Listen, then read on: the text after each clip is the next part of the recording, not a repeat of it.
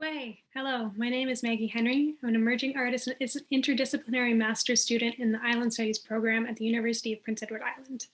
I'm coming to you today from Emiigwet in ancestral and unceded Mi'kmaq territory, and my research focuses on Entangled, the island of Newfoundland, which I also like to acknowledge as the ancestral homelands and unceded territory of both the Beothuk and Mi'kmaq. While my work primarily engages the region in its recent and current colonial context, it's important to acknowledge that the stories I'm engaging with today are just a very small part of the much larger story of this land, told and honored since time immemorial. Before I dig in, I'd also like to give you a heads up that I will be talking about alcohol, although very briefly and mostly in the context of branding. But if that's something you'd like to avoid today, you may want to skip this presentation and explore my work through my website instead. So, a lot of us talk about sense of place and connection to place in our research, in our work, and even just in everyday life. But what does that really mean? What does connection to place look like? That's the central focus of my ongoing thesis research, which examines themes of place in the craft beer community on the island of Newfoundland. So this all started by accident, as a lot of the best things often do. A couple of years ago, I was procrastinating while working on an unrelated research paper and noticed a theme of place-related beer names and brewery names, especially on the island of Newfoundland. And I thought, there's something going on here. At that time, Newfoundland was going through a major craft beer boom. Between 2016 and 2019, they went from 3 craft breweries to 12 in 3 years. And now there's 17 on the island, 1 in Labrador, and a few more in the works. And it gets juicier. The majority of these new breweries weren't opening up in cities, as is typical elsewhere. They were rural. And of course, the brewery names and beer names were positively oozing in themes of place. Place names, local language, heritage, fishing, mining, folklore, historical moments, the works. And so it began. And it's been quite a journey. As I said, this began 2 years ago, and honestly, for most of that time, I've been completely stuck. I knew there was something here, and I was fascinated and excited about it, but I couldn't for the life of me figure out where to start and what route to take. Adding to that, I found that every time I explained my project to somebody, they saw it as something different, and they were all right. The thing with a rich topic like this is that it fits into a lot of different boxes, and there's no wrong answer or direction, which can be really exciting. But as someone whose neurodiverse brain sometimes makes it really difficult to decide where to draw the line, because it's all interesting and relevant and connected, this presented a major challenge for me. How do I write this thing? 140 pages of 2-dimensional text with academic rigor and structure, chapters, without leaving anything out. I know they say the best thesis is a completed one, but that still requires you to be able to start. A few months ago, in the spring of 2021, I had a series of light bulb moments, and things suddenly started falling into place. I remembered that this multiplicity, the fact that this topic and all of its pieces mean something different to each person, is what makes it so rich and juicy. And once I realized that I could and needed to embrace the power of these simultaneous stories, the project began to take shape. So the short version of what I'm up to is I'm undertaking a creative thesis project that engages the figure of the island as both model and metaphor, examining themes of place embedded in the craft beers of Newfoundland, while emphasizing the value and potential of relational approaches. Okay, what does that mean? Like stitching and embroidery, for example, I'm reiterating this mapping again onto an existing Newfoundland patchwork quilt from my childhood, which I have right here, the work in progress. I'll explain more later. And of course, there's a written component as well. This process has also blossomed into quite a fruitful creative practice, so I've been making some other visual and textile art pieces along the way. I'll come back to the beer element in a few minutes because people are always excited to hear that I'm working with beer. But first, let's get back to the start and dig into the theoretical framework a bit. In academic terms, my field of study is island studies, which means that whatever I do, the island and a consideration and contemplation of islandness needs to be at the core. So how does islandness fit into all of this?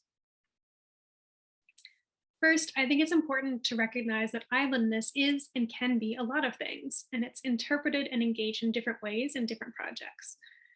To some, islandness is quite literal and tangible, the state of being an island, one which is often seen as isolated and self-contained.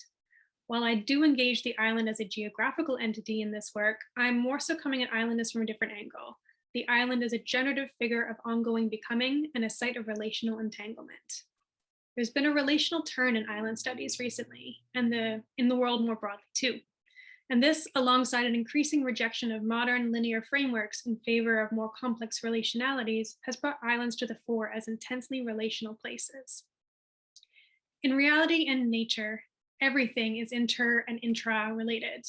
And in recognizing and understanding islands as generative, productive sites where relations play out particularly intensely and visibly, they become central to understanding the changing nature of both our world and of the way that we think about it and within it.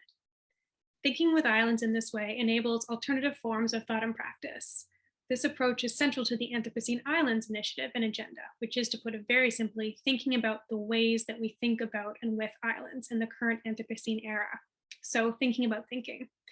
I'm not going to go into this in detail, but if any of that gets you thinking, I encourage you to check out the Anthropocene Islands website, which is anthropoceneislands.online.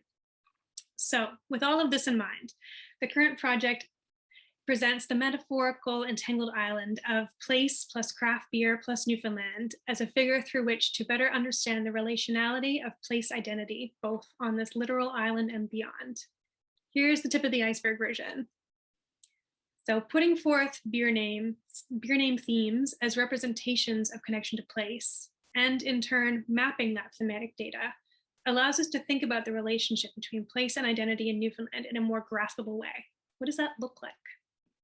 By engaging with traditional craft practice and reiterating these findings in and onto a textile form, data visualization then becomes data storytelling, imbuing even further layers of meaning and connection.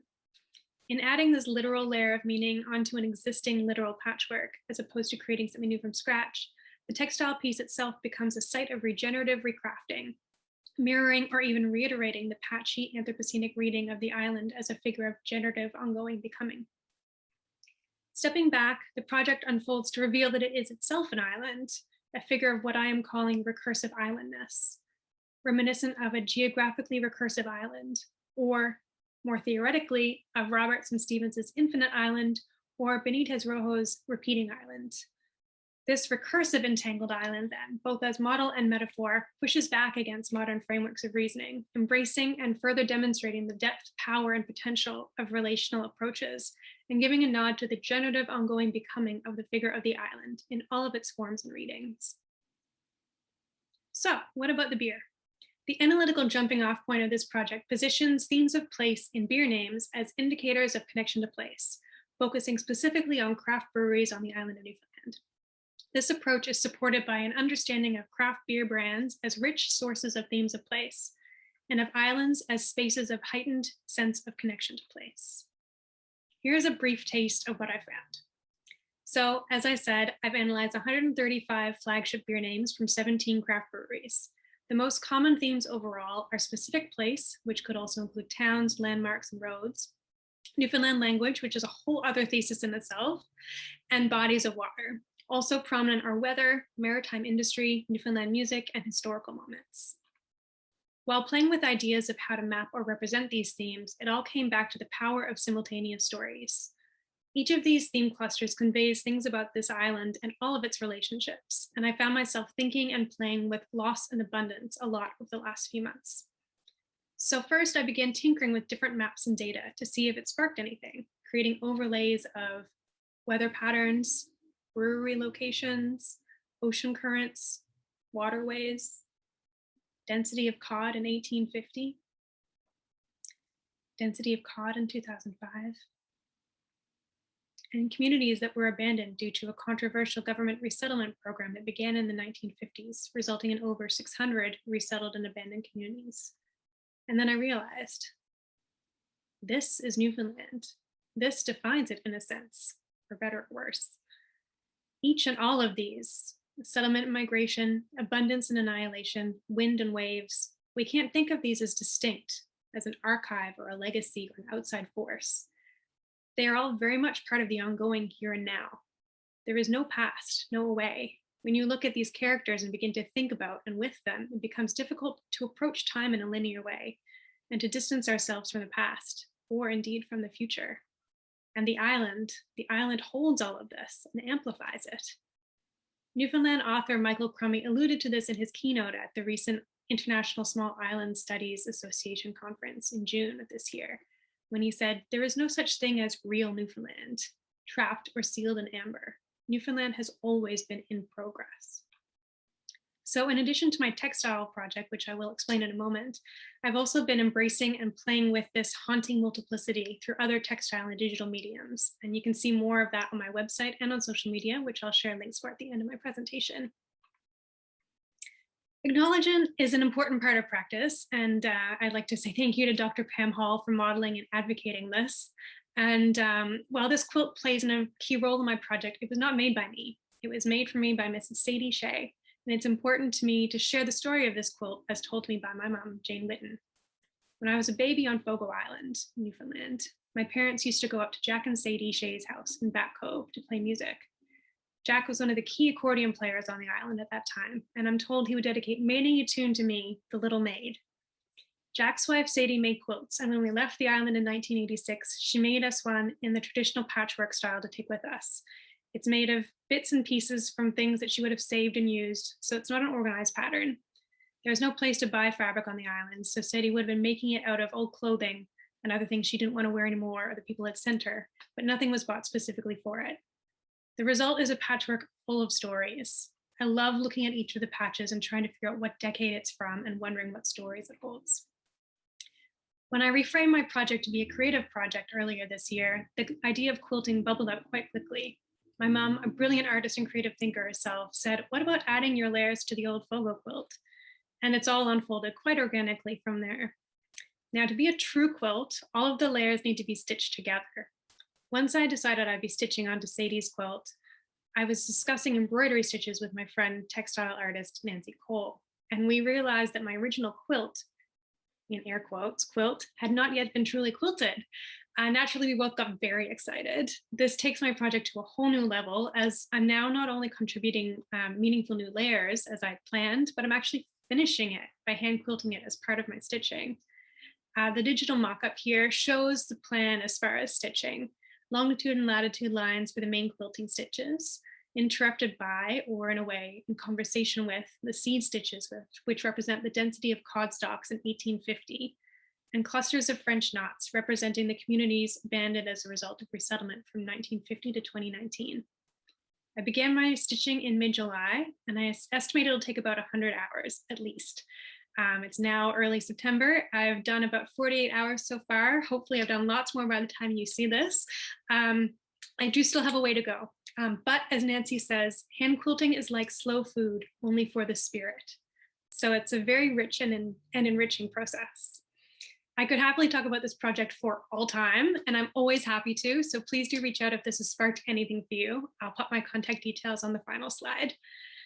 As I was sitting down to start putting together an early version of this presentation, I popped on an audiobook that I've been meaning to listen to for a while called Wayfinding, The Science and Mystery of How Humans Navigate the World by M.R. O'Connor. I'd like to leave you with something from the introduction. She writes, "There are different ways to react to being lost. Panic is one. Another is to surrender and allow the fact that you've misplaced yourself to change the way you experience the world." And I couldn't think of a better way to frame this project because, as I said at the start, it was only when I stopped trying to fit all of this into modern linear frameworks and instead began to embrace the rich, patchy multiplicity that everything started falling into place. And I think there's a bigger lesson and reminder here for all of us. How much we honestly stand to lose by trying to fit our ideas, ourselves, and each other into these restrictive boxes and silos. And importantly, how much we stand to gain by embracing different ways of thinking, knowing, sharing, and straight up being.